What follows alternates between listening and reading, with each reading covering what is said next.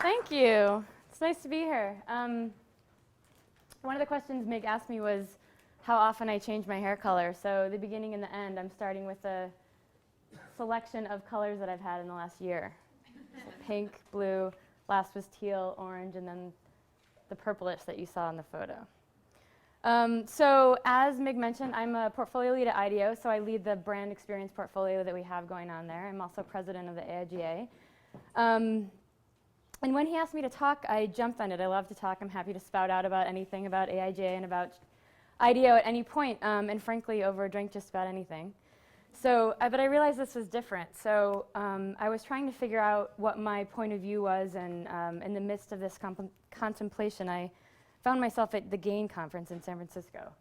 And when I was there, a colleague of mine, Patrice Martin, spoke about IDEO.org. So IDEO.org is a, excuse me, is a brainchild of IDEO, and it's a nonprofit that we're able to sort of pour ourselves into for nonprofits. And the specificity of this year, or the first 2 years, is to try to solve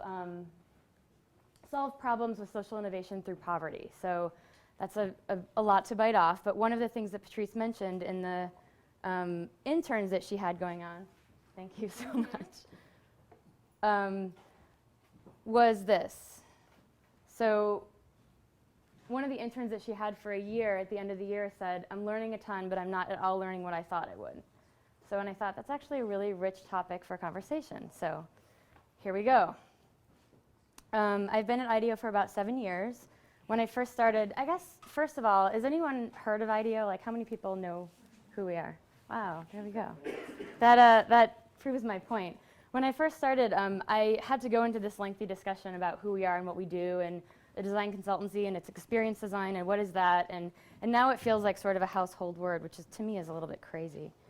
Oh, and I lost a slide somewhere. So it's a household word, but it does that alongside design thinking and experience design and rapid prototyping and multidisciplinary collaboration. So all of those feel like common language now as they didn't like 7 years ago. So despite all of you probably knowing more about IDEO than I do, I'm going to still launch into a little bit of history.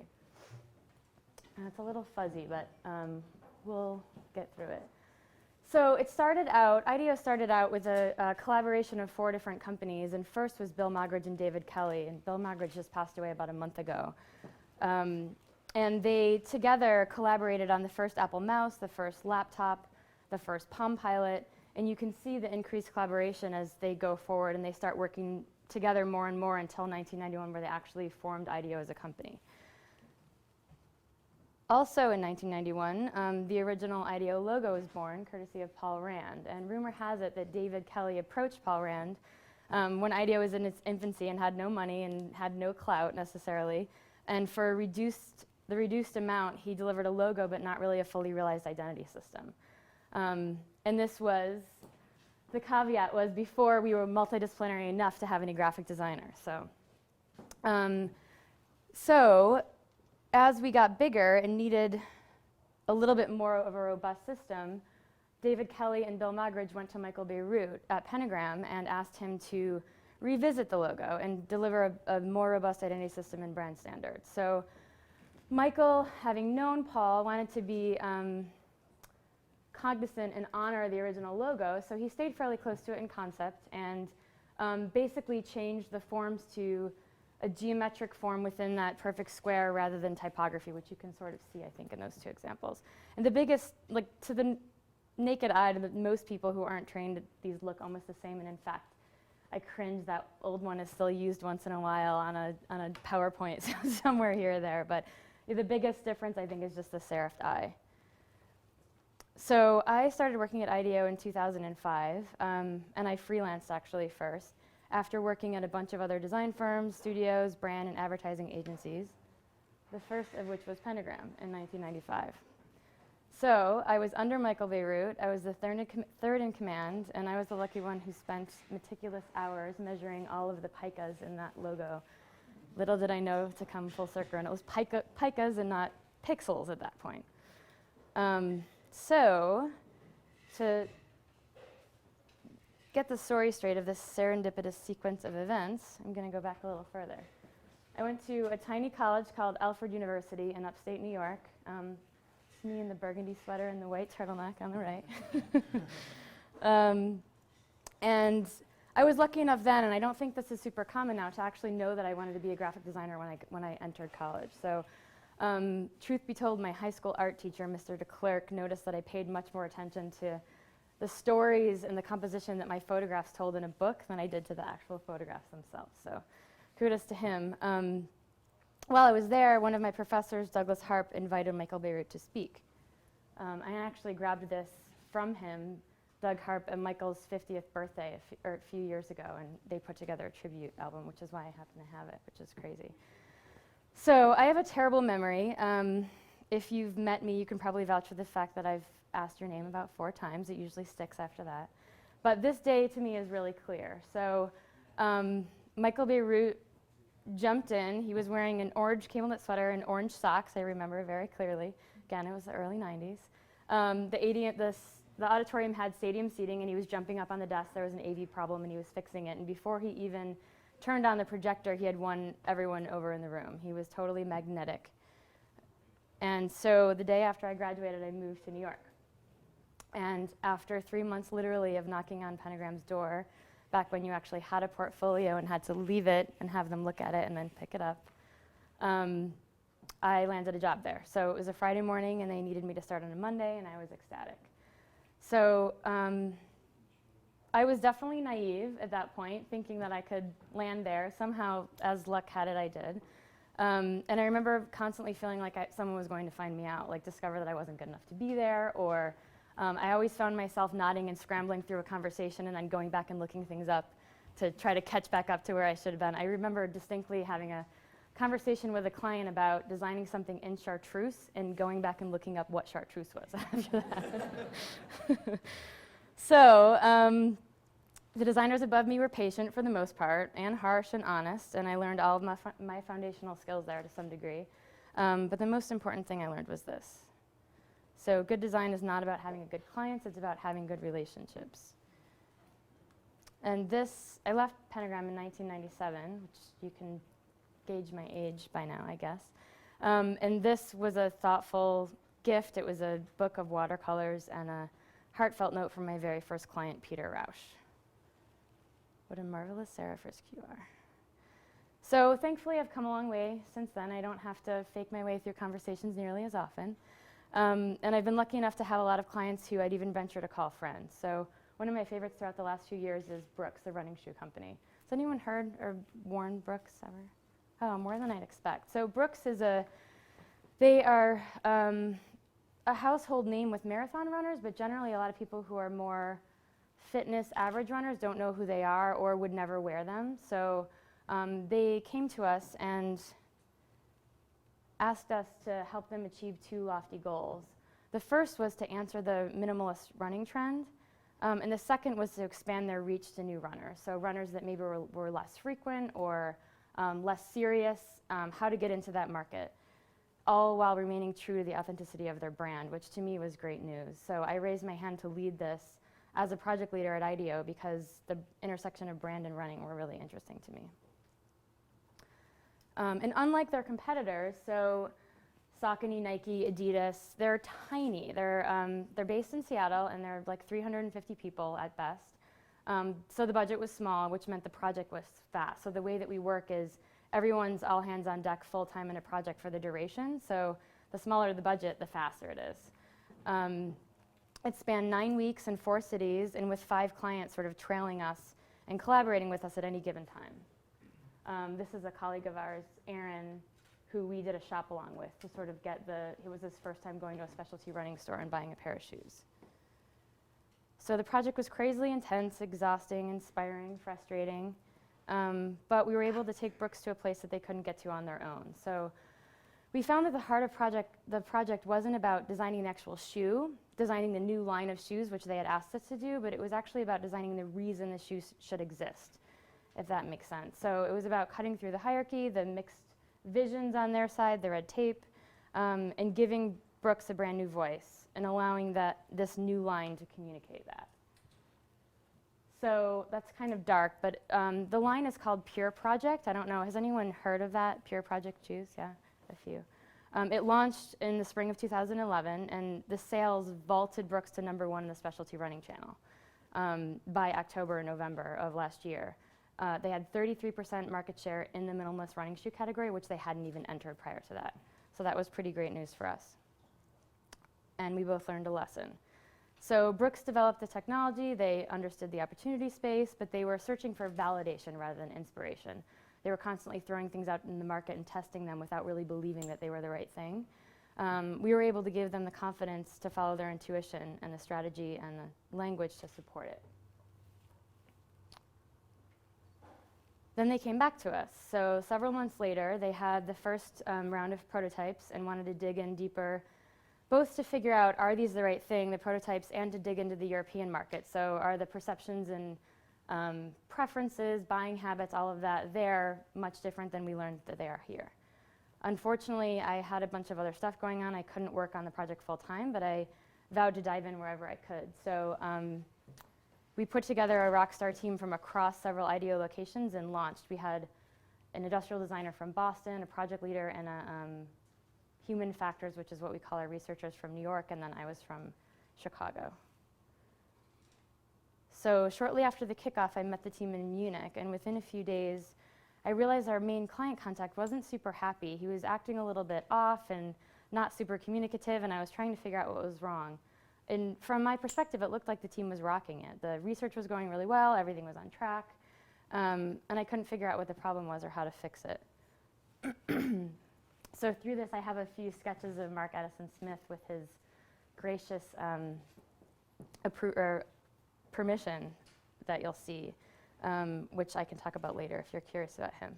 So anyway, I started asking questions, I started digging, and finally they caved. So my client said, you know, here's our problem. When I'm telling a story about my background or what inspires me or why I got into this business, and this last project that you were a part of, you used to light up. And it used to, I could see that we were carrying you with us. And this new project leader, she sort of glazes over and checks out. And it's not that black and white, right? Like, so this poor woman, she's amazing, and she was managing a cross-disciplinary team and 5 clients through 3 different countries with 3 different languages, and was totally stressed and trying to stay on task, which she was. But he wasn't looking for the perfect outcome. He was looking for a team to believe in the work.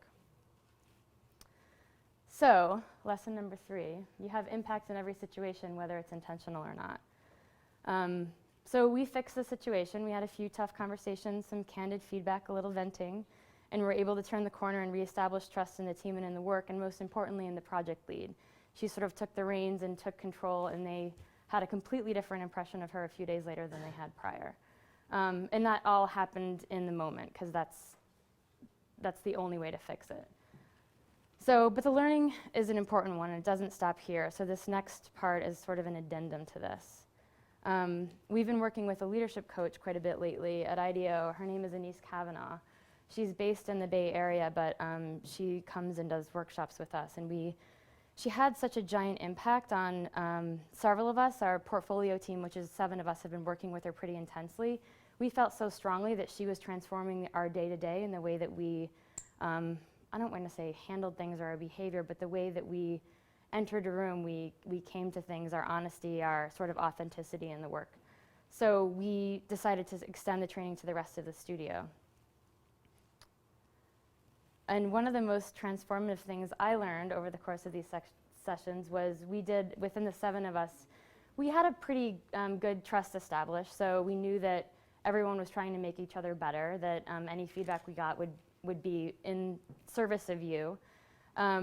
And we conducted sort of a speed feedback session. So the way that it worked was each person had a big like 3M Post-it sheet.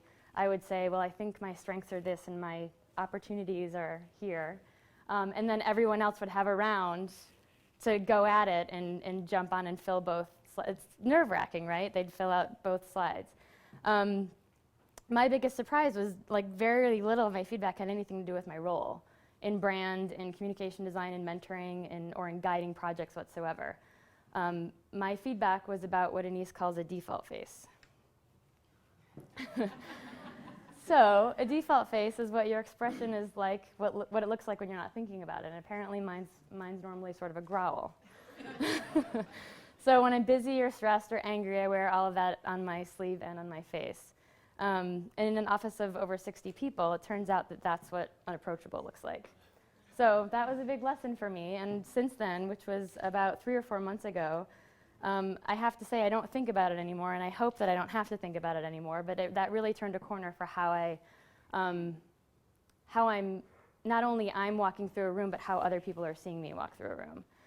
What's sort of ironic and sad about this is I was going through some old things last night, and this was actually a card that was given to me upon my exit at Pentagram almost 15 years ago, with the caption, "New York taught her all it knew, and now she's taking it with her." So apparently I've had that default face for way too long and hoping I can turn it around. So this is sort of the addendum from Anise that only 7% of your impact is verbal. So I think we always, as graphic designers, as communication designers, concentrate so much on how to articulate, the clarity of language, how we're coming across, and exactly what the message is.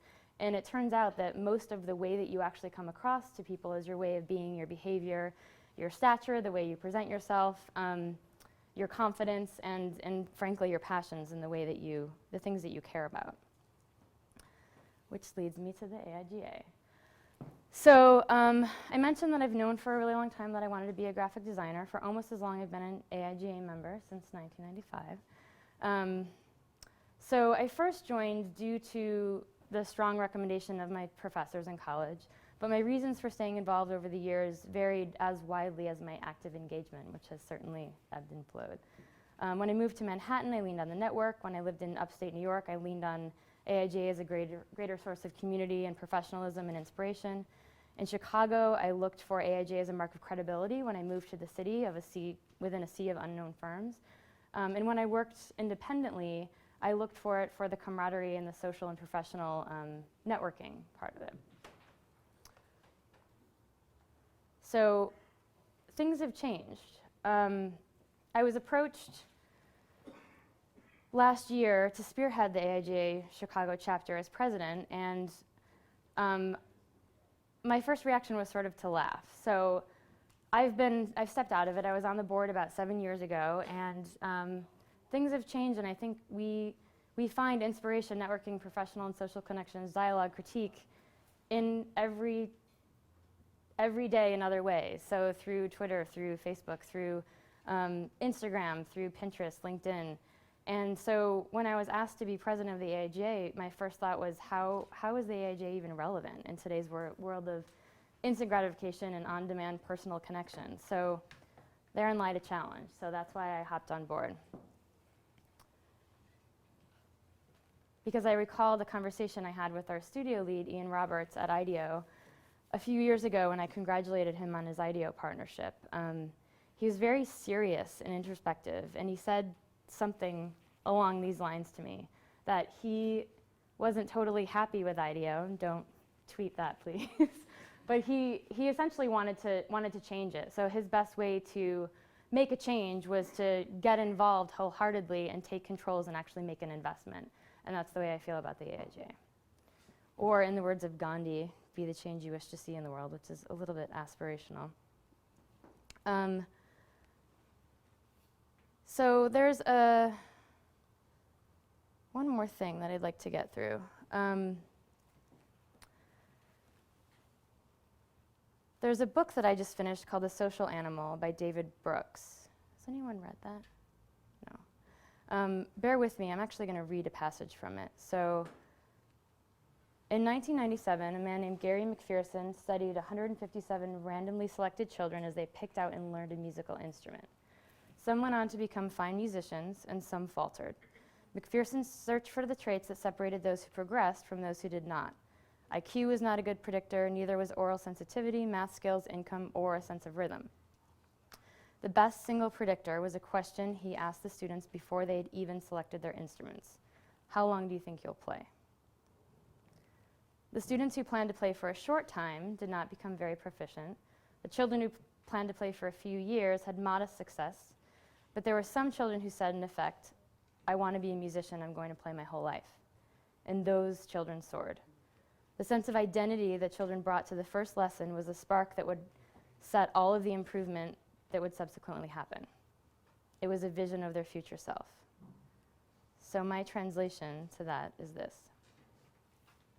I don't feel like design is about what you do every day or your output or your portfolio. I feel like it's who you are. It's about your curiosity and your passion to solve problems and creative thinking. And yeah, I'd love to continue that dialogue with all of you. So lastly, again, when Meg asked me about my hair color, this is my last 2.5 years. From most recent to about 2.5 years ago, the transitions that I've been through. So that's it. Thank you.